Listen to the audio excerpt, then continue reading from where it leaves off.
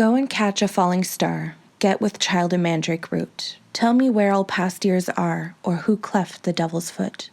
Teach me to hear mermaids singing, or to keep off envy's stinging, and find what wind serves to advance an honest mind. If thou beest born to strange sights, things invisible to see, ride 10,000 days and nights till age snow-white hairs on thee. Thou, when thou return'st, wilt tell me all strange wonders that befell thee, and swear nowhere lives a woman true and fair. If thou findest one, let me know, such a pilgrimage were sweet. Yet do not, I would not go, though at next door we might meet. Though she were true when you met her, and last till you wrote your letter, yet she will be false ere I come to 2 or 3.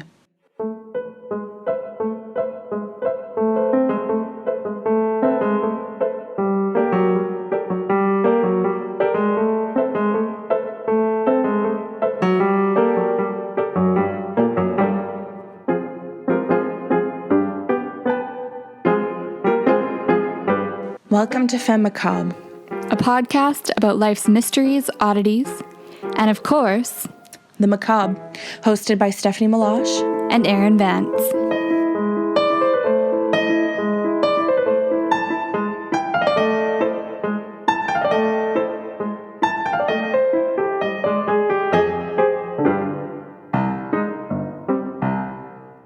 In this week's episode, Erin and I delve into the interesting and dark history of Physic gardens and some of the dangerous plants you might come across. Before we begin, though, it is important to note that neither Erin nor I are experts, and so the effects and purposes of the plants discussed during this episode are for entertainment only, and we do not recommend the consumption of any plant unless it has been identified and is known to be harmless.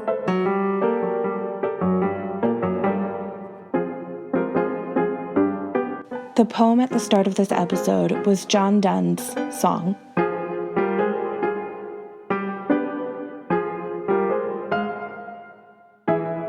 You've likely not heard the term Physic garden, though you may have heard of a poison garden, most likely due to the notorious poison garden at Alnwick Castle in England, said to be home to 100 killers. Steph and I visited a similar poison garden at Blarney Castle in Ireland earlier this year.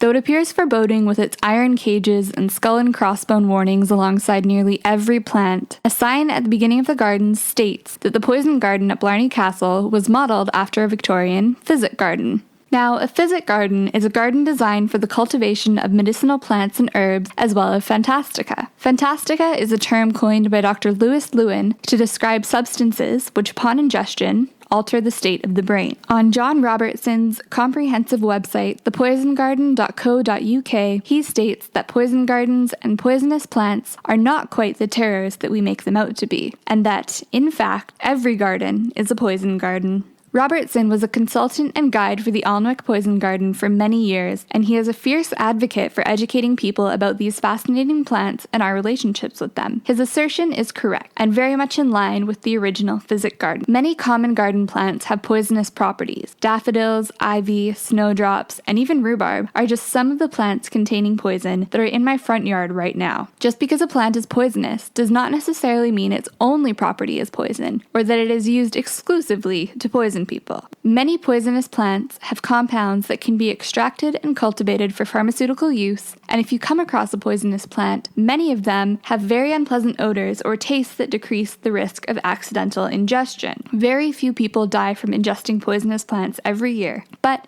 they of course remain fascinating. We're all intrigued by the beautiful flower that can kill. The knowledge that birthboard can cause complete kidney failure, and a plant as beautiful as Angel's Trumpet can cause terrifying hallucinations and death is the kind of thing that us morbid humans live to read about. The idea that many of these plants are perfectly legal to grow in a home garden is as intoxicating as the fly agaric or Amanita muscaria mushroom. Physic gardens have existed for centuries, but the term poison garden seems to have gained popularity in recent times. The conflation of the two is likely because many plants with poisonous properties were simultaneously thought to have healing properties, and many are in fact still used in modern medicine. Physic gardens were typically kept alongside hospitals, apothecaries, and large estates across Europe, and in later years North America. Physic gardens gained popularity in the Middle Ages as herbals were written and published. and as more and more medical schools began to open. Some early physic gardens existed in Venice in 1334, Pisa in 1544, and Paris in 1570. In a moment, Steph is going to tell us about one of the first and oldest physic gardens in Britain. But first, I want to briefly touch on early herbals, which were books containing illustrations and descriptions of plants and their medicinal, toxic, or culinary properties. One of the most well-known and often consulted herbals is English botanist, herbalist, and physician Nicholas Culpeper's The Complete Herbal, published in 1653.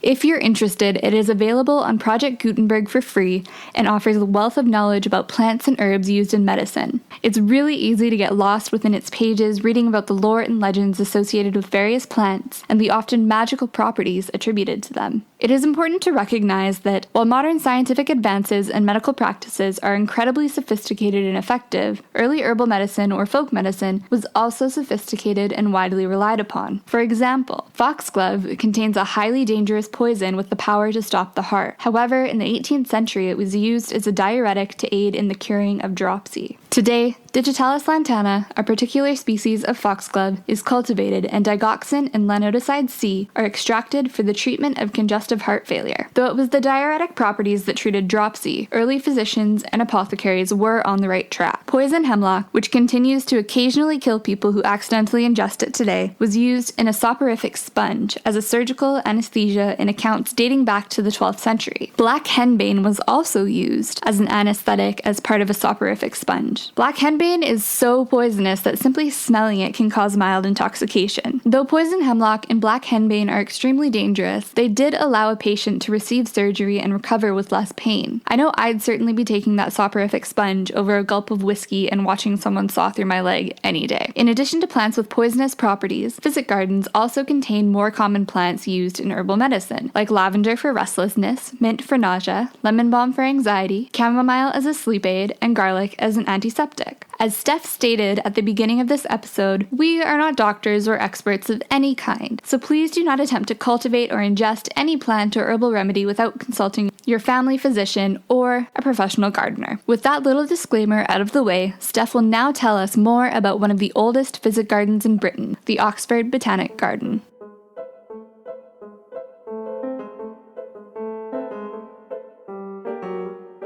What we know as the Oxford Botanic Garden today is actually the first botanic garden in the UK, as well as one of the first ever scientific gardens in the world. Being so renowned and steeped in history, I felt that the Oxford Botanic Gardens must have some mysterious path. What I found during my research, however, wasn't necessarily mysterious. Instead, I learned about a slightly strange, yet interesting man named Jacob Bobart. Jacob Bobart the Elder was a German botanist born in 1599, who later immigrated to England and became the first Horti Praefectus, which is just a very fancy way of saying he was the head gardener or director or keeper at the Oxford Physic Garden, as it was called, in 1641. The garden itself was founded 10 years prior, but was taken care of by professors of botany from the university up until this point. Although Bobart is known as the first keeper of the garden, he actually wasn't originally destined to be. He was chosen by Henry Danvers, the Earl of Danby, to fill the position after their first choice for keeper of the garden, John Tradescant, died within a year of his appointment. Thus, Jacob Bobart the Elder would be known as the first City of Oxen gardener,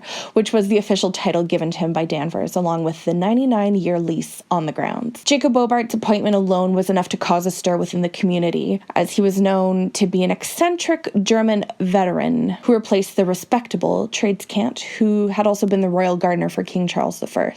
Town gossip and stories from the time can give us a clearer picture of Bobart's eccentricities. Thomas Baskerville, an antiquarian from the late 17th century, described him as being a man who, in his later days, delighted in wearing a long beard that he would then decorate with little pieces of silver on special occasions and holidays, which entertained the townsfolk, and maybe ingenious thinking on his part drew in large crowds to visit the gardens. He was also foolishly known to have a pet goat, which seemed to disturb many of the townspeople, who thought a dog would be better suited as a gardener's companion, considering goats have quite the uninhibited appetite. But forget about those haters. Bobart turned out to be a very accomplished gardener, and spearheaded many changes that allowed the Oxford Physic Gardens to thrive and continue on throughout all these centuries. When Danvers died in 1644, Bobart saw this as an opportunity to take full advantage of the situation situation. Since Bobart didn't earn a salary as head gardener, and the money that did come in for the upkeep of the garden was so little, he decided to then sell any goods he harvested from the gardens. And by 1648, he had also managed to successfully publish the first catalogue, or herbarium, of the over 1,400 plants growing in the gardens during that time. This helped Bobart establish himself as a great botanist.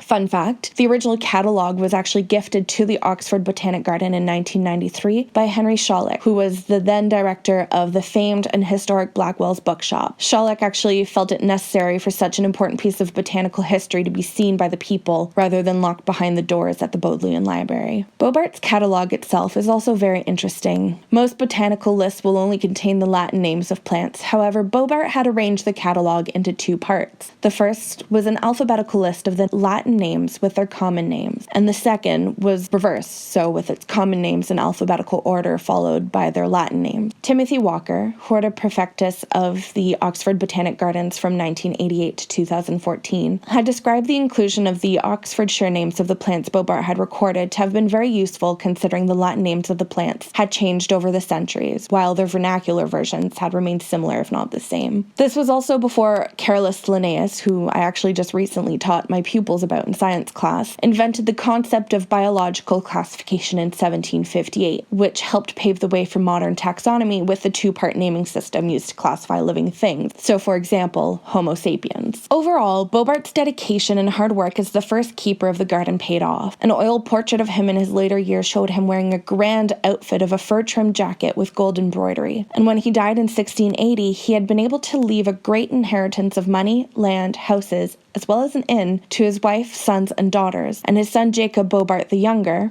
I'm really loving these names, by the way. They sound so much better than Jacob Bobart Sr. and Jacob Bobart Jr. Anyway, Jacob Bobart the Younger was appointed as the next keeper of the Physic garden. And Bobart the Elder's legacy lives on today in the garden itself, as the majority of the plants he catalogued are still grown in the gardens today. And in fact, one plant originating from his time as keeper continues to grow today. It's one of the two yew trees in the south end of the walled garden area. I actually had a chance to visit Oxford Gardens last summer when I first moved here, but had I known of Jacob Bobart and his influence on the garden when I had visited, I think it would have made the visit even more special. Visiting gardens and parks is one of my favorite things to do while traveling. I've always felt such an immense sense of peace and belonging in nature, so taking some time to myself and having a stroll through a botanical garden is one of my ways to ensure I do a little bit of self-care while traveling. I've always been interested in learning more about the plants we use or have used throughout history, not only for consumption but for medicinal or other purposes. One such plant is the mandrake,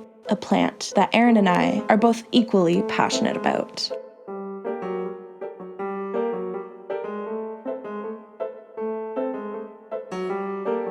When Steph and I were at the Blarney Castle Poison Garden, I felt like a kid in a candy shop, even though it was New Year's Day and nothing was in bloom. Seeing mandrake roots, with their eerie human shape protruding from the frosty ground, was an absolute dream come true. I am a mandrake fangirl. I love reading about mandrakes, and I've written a couple short stories about them. I even have a mandrake tattoo, which I'll post on the social media, with links to the artist page because she did an incredible job. Now, most of us have heard of mandrakes because of Madame Pomfrey's herbology class at Hogwarts. Perhaps one of my favorite parts of the mandrake lore in the Harry Potter universe is that small children are expected to replant them with nothing but fuzzy, enchanted earmuffs to protect them. And you know what? J.K. Rowling wasn't too far off from popular lore surrounding mandrakes. Some stories tell of sending a dog to dig up the mandrake so that the human wouldn't be able to hear its piercing screams, which were said to have had the ability to kill anyone who hears them. Unfortunately, this would cause the dog to perish instead of its owner. Because of the mandrake root's resemblance to the human form, it was used as a token of fertility, and a root could either be male or female, often indicating whether the future child would be male or female. A mandrake was at its most potent when it grew beneath a gallows, where the blood and semen of a hanged man would mix with the earth and produce the magical root. The mandrake root was also carried as a good luck charm, a fact that negatively impacted perception of Joan of Arc at her trial in 1431 when she was accused of carrying one with her. Mandrake roots were so popular as good luck charms and fertility enhancers that counterfeits began to pop up all over Europe. Charlatans carved human-like figures out of bryony and other similar roots and added grass to appear like pubic hair.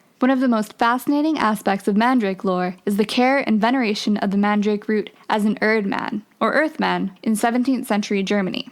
The Erdman was purchased or otherwise acquired, left untouched for a number of days, and then bathed in warm water. This left the water bestowed with magical properties, and it could then be sprinkled over livestock and around the home for luck and protection.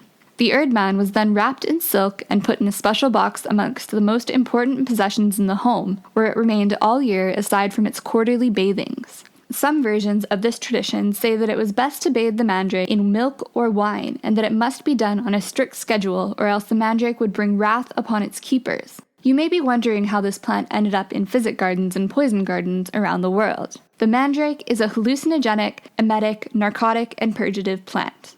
In fact, some scholars speculate that in Shakespeare's most well-known play, Juliet Capulet takes a draught of mandrake to slip into a death-like sleep. Mandrake is perhaps the most written about plant in history, so stories about this fascinating root are boundless.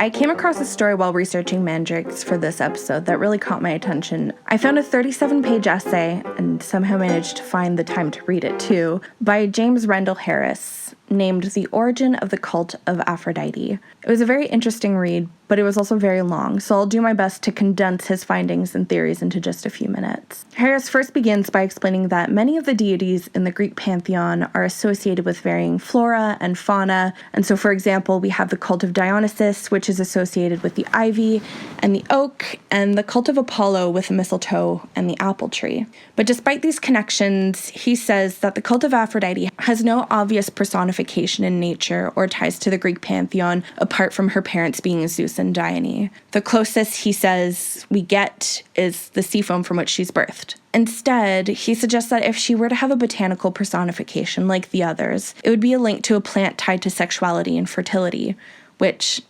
makes sense considering she's the goddess of love. But when discussing this possibility, he says that if we were to ask an ancient Greek herbalist which plant is likely to operate most powerfully on the affections, I say that in air quotes, he says they would reply without hesitation that this plant would be the mandrake, the fruit of which is described as kind of looking like a yellow apple and has a sweet scent. And that fruit is actually found interspersed throughout history and literature, and even among the stories found in Genesis. And Harris's research also led him to find evidence suggesting that even without ingesting it, if a woman were to carry a mandrake plant near her waist, held in her girdle, or otherwise, it would promote great fertility.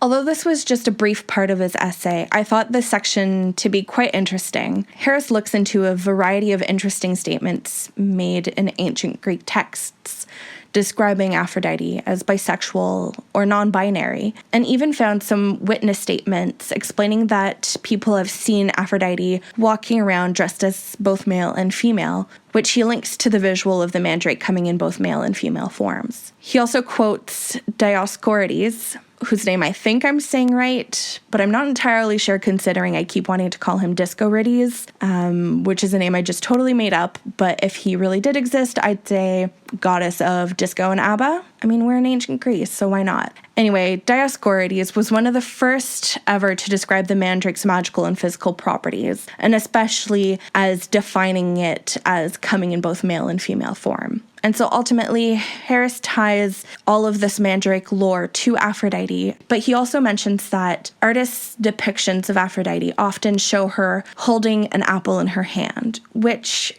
he explains could very well just be the fruit of the mandrake plant, especially considering what I mentioned earlier about that fruit very closely resembling an apple. But he also says that artists have often depicted her as having a mandrake root entwined within her girdle, which ties back to the love magic of tying mandrake around your waist for fertility. His exploration of this forgotten lore and love magic further propels his argument for the cult of Aphrodite being tied to the Mandragora officinarum.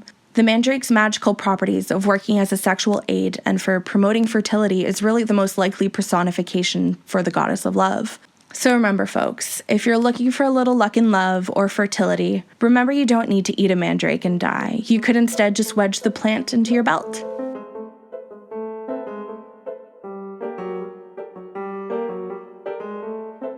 We'd like to thank all the listeners we have so far. It's been really exciting this past week taking a look at our statistics online and seeing our number of listeners and subscribers grow every day. We really hope you like us enough to keep listening.